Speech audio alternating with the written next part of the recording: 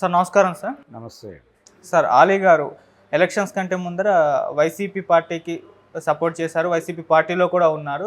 తర్వాత election results తర్వాత బయటకు వచ్చేసారు పార్టీ నుంచి. అయితే అప్పటి నుంచి కూడా ముందు నుంచి అంటే పవన్ కళ్యాణ్ గారితో ఆలీ గారికి మధ్య విభేదం అయితే స్టార్ట్ అయింది సార్. చిన్న గొడవలు, మాటలు యుద్ధం, ప్రెస్ మీట్లు కూడా ఎన్నో పెట్టారు.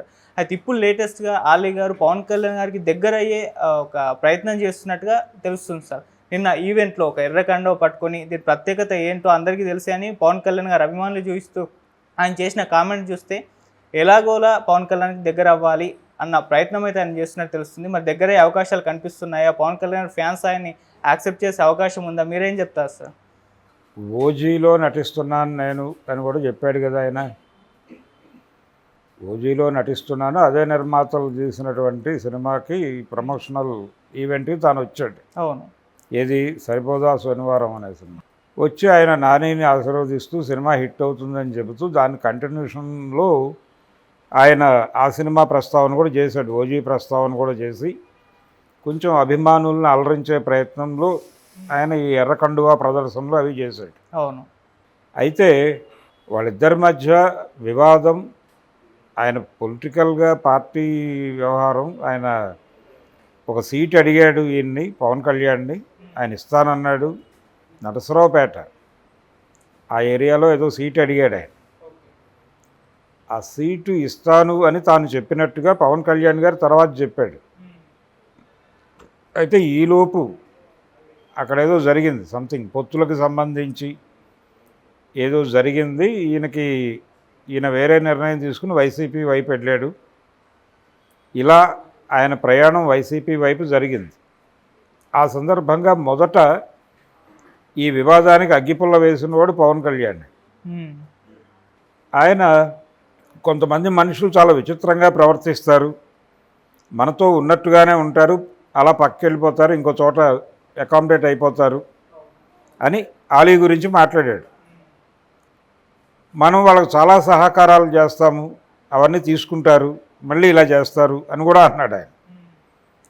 దానికి ఈయన ఒక వీడియో చేసి, నా జీవితం మీరు వచ్చే నాటికే నేను సినిమాల్లో నాకంటూ ఒక చోటు సంపాదించుకుని ఉన్నాను, కాబట్టి మీరు నాకు సహకరించింది ఎక్కడ, నా ఎదుగుదలకు దోహదపడింది ఎక్కడ, నేను వచ్చింది ఎప్పుడు, మీరు వచ్చింది ఎప్పుడు అని ఒక కంపారిటివ్ స్టడీ చేసి దాని ఆధారంగా ఆయన ఒక వీడియో చేసి, నేను నా కష్టంతో నేను ఎదిగాను, నా తిప్పలేవో నేను పడ్డాను, మీరు చెప్పిన పొలిటికల్ వ్యవహారం కూడా నాకు అక్కడ సఫకేషన్గా అనిపించి దారి మార్చాను, అక్కడ నాకు గాలి ఆడలేదు, ఆడకపోవడానికి కారణాలు ఏమిటో మీకు తెలుసు, అది మీరు బయటకు మాట్లాడలేకపోవచ్చు, అది మీ సమస్య, దాన్ని ఎందుకు మీరు ఇష్యూ చేస్తున్నారు, నా గురించి మాట్లాడాల్సిన అవసరం ఏమిటి అని మాట్లాడాడు.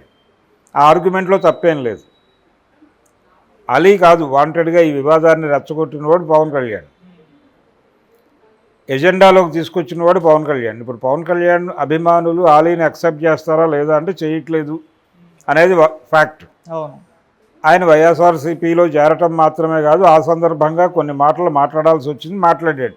అవతల పార్టీ అంటే ఒక పార్టీలో ఉన్నవాడికి అవతల పార్టీ వాడు ప్రతిపక్షమే కాబట్టి యుద్ధమే ఉంటుంది. అక్కడ యుద్ధం చేయకపోతే ఏం జరుగుతుందో అందరికీ తెలుసు.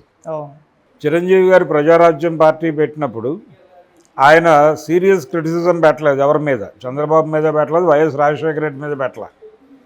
ఇద్దరు వాళ్ళ పద్ధతుల్లో వాళ్ళు బాగానే చేశారు అంటూ ఇంకొంచెం బెటర్మెంట్ కోసం నేను వచ్చాను అన్నాడు ఆయన. అది నడవలేదు. అంటే అందరి వాడిగా తనని తాను ప్రొజెక్ట్ చేసుకోవడం అనేది వదిలేసి యుద్ధం చేయాలి. ఆ యుద్ధం చేయకపోవడం అనేది కొంత ఇబ్బంది పెట్టింది ఆయన. తర్వాత నెమ్మదిగా ఆయన ట్రాక్ ఎక్కాడు, కానీ అప్పటికే జరగాల్సిన విధ్వంసం జరిగిపోయింది. పవన్ కళ్యాణ్ కొంత ఆ గ్యాప్ను ఫిల్ చేశాడు ఆ రోజున, పంచెలు ఊడదీసి పరిగెట్టిస్తానని. అది చాలా పవర్ ఇచ్చింది ఆ పార్టీకి. ఇలా ఎన్టీఆర్లో ఉన్నటువంటి ఎన్టీఆర్ అచీవ్మెంట్ వెనకాల ఆయన అగ్రెసివ్గా శత్రువుని ఐడెంటిఫై చేసి అగ్రెసివ్గా అటాక్ చేశాడు. అది జనాలకు నమ్మకం కలిగించింది. అది ఎవరైనా చేయాల్సిన పనే. అలా పవన్ కళ్యాణ్ జనసేన నాయకుడు, ఆలీ వైఎస్ఆర్సీపీలో ఒక ప్రామినెంట్ మెంబరు, అనివార్యంగా విమర్శలు చేయాల్సి ఉంటుంది ఈయన తీసుకునే నిర్ణయాల మీద. అదే చేశాడు ఆయన, అదే చేశాడు. ఇది పర్సనల్ కాదు, పొలిటికల్ అని ప్రతి సందర్భంలోనూ అక్నాలెడ్జ్ చేసే ప్రయత్నమే చేశాడు.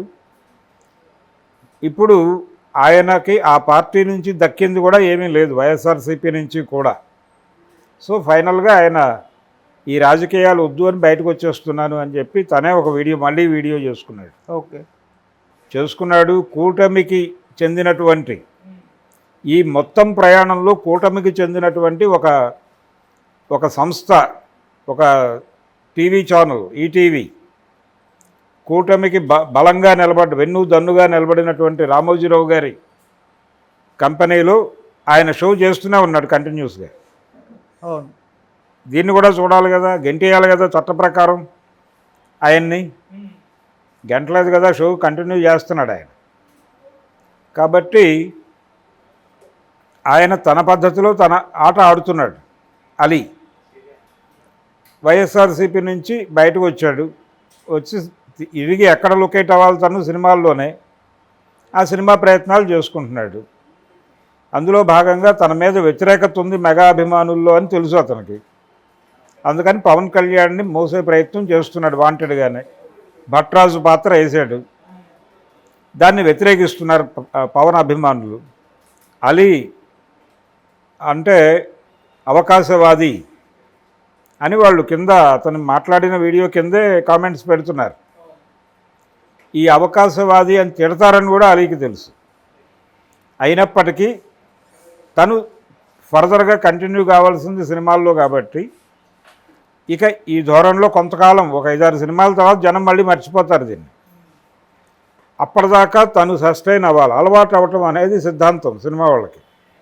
ఆ అలవాటు అవ్వటం కోసం మాట్లాడారు. అందులో డ్రామా ఉందనుకుంటే డ్రామా ఉంది, ఆయన స్ట్రగుల్ ఉందా అనుకుంటే ఆయన స్ట్రగుల్ ఉంది, రెండూ ఉన్నాయి, రెండూ మిక్స్ అయి ఉన్నాయి దానిలో. అందుకని ఇప్పటి ఆలీకి అప్పటి ఆలీకి తేడా ఉంది.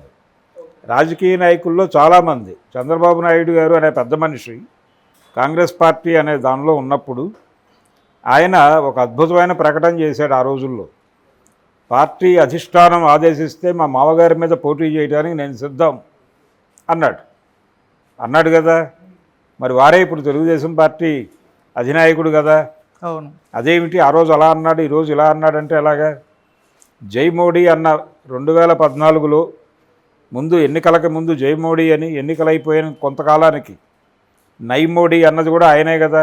పవన్ కళ్యాణ్ గారు లోకేష్ చేసినంత దోపిడీ ప్రపంచంలో ఎవరూ చేయలేదు అని 2019 ఎన్నికలకు ముందు మంగళగిరి నియోజకవర్గంలోనే మాట్లాడాడు కదా సాక్షాత్తు.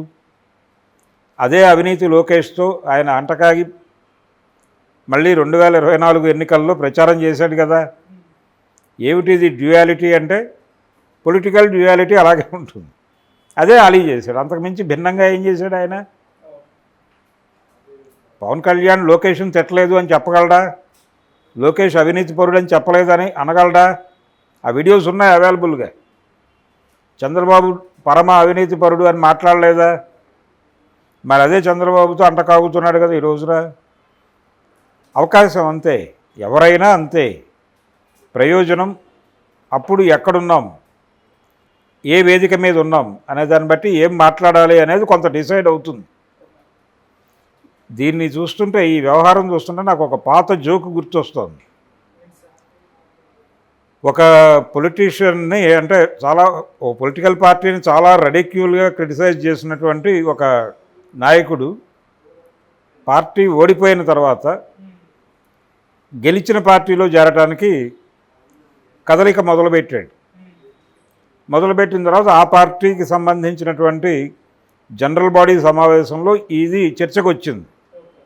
ఫలానా నాయకుడు మన పార్టీలోకి రావాలనుకుంటున్నాడు, ఏమిటి పరిస్థితి అని మొత్తం మూకుమ్మడిగా వ్యతిరేకించారు. మూకుమ్మడిగా వ్యతిరేకించిన తర్వాత అధినాయకుడు సంతకం పెట్టాడు అతన్ని చేర్చుకుందామని. అదేమిటి జనాలందరూ వద్దంటున్నా ఎందుకు చేర్చుకుంటున్నారంటే ఆయన చెప్పాడట. ఏం చెప్పాడంటే, ఇంతమందిలో కోపాన్ని రాజేశాడు అతను, ఇంతమందిలో వ్యతిరేకత రాజేశాడు అంటే ఏ స్థాయిలో మన పార్టీ మీద విరుచుకుపడి ఉంటాడు అతను ఆ రోజుల్లో. అతన్ని మనం తీసుకొస్తే ఇప్పుడు అవతల పార్టీని కూడా ఈ లెవెల్లో క్రిటిసైజ్ చేస్తాడు కదా. అలాంటి వాడు ఒకడు ఉండాలి మన దగ్గర. వెంటనే అతనికి కబురు పెట్టండి, రేపు వచ్చి జాయిన్ అవ్వమనండి. ఈ లెవెల్లో ఉంటాయి. అందుకని ఆలీకి వచ్చిన ప్రమాదం ఏమీ లేదు. 4 రోజులు పోతే వాళ్ళే అలవాటు పడతారు. ఆయన ఆ ప్రయత్నం చేస్తున్నాడు. ఆయన అవకాశవాది కాదు అని నేను అంటలేదు. ఓకే. ఎవరైనా అవకాశవాదమే. ఆయన ప్రొఫెషన్లో నిలబడాలనుకుంటున్నాడు. ఆ ఏరియాలో పవన్ కళ్యాణ్నో లేకపోతే చిరంజీవినో ఒక మాట అని నిలదొక్కునే పరిస్థితి ఉండదు కాబట్టి ఆయన వేవ్లో వెళ్ళిపోతున్నాడు. ఆ వేవ్లో వెళ్ళాలని డిసైడ్ అయ్యారు. ఇవన్నీ తెలుసు అతనికి. ఇలా తిడతారని తెలుసు, అవకాశవాది అంటారని తెలుసు. అన్నీ తెలిసినప్పటికీ కాలెట్టాడు. ప్రవాహంలో కాలెట్టి ఈత కొట్టడం మొదలెట్టాక అంతే వెళ్ళిపోవటమే.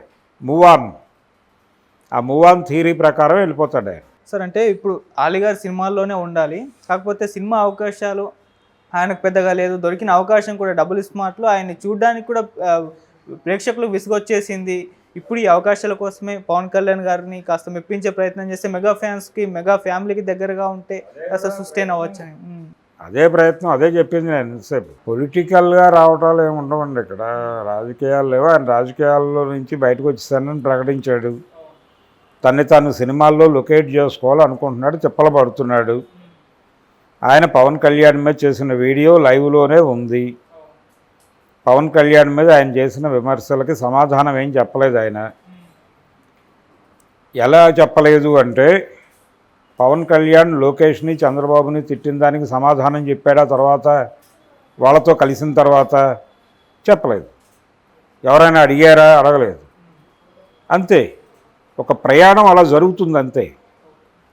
ఒక ఉమ్మడి శత్రువు ఉన్నారు. ఆడొక జగన్మోహన్ రెడ్డి అనే ఉమ్మడి శత్రువు ఉన్నాడు. శత్రువుకి శత్రువు మిత్రుడు కాబట్టి అందరం కలిసాం. 3 పార్టీలు కలిసి కూటమి అన్నారు. ఇంకొక డమ్మీ కూటమిని కూడా ఏర్పాటు చేశారు కాంగ్రెస్ కమ్యూనిస్టులతో కలిపి. There ends the matter. యుద్ధం గెలిచాడు ఆయన. ఆ గెలిచిన యుద్ధం యాంత్రికము, తాంత్రికము అని అంటున్నారు ఇప్పుడు. ఎవరు? చాలామంది నిపుణులు స్పష్టంగా చెప్పేశారు. 12.5% ఓట్లు అదనంగా కౌంట్ చేశారు అని. దేశవ్యాప్తంగా కూడా జరిగింది ఇదే చెప్తున్నారు.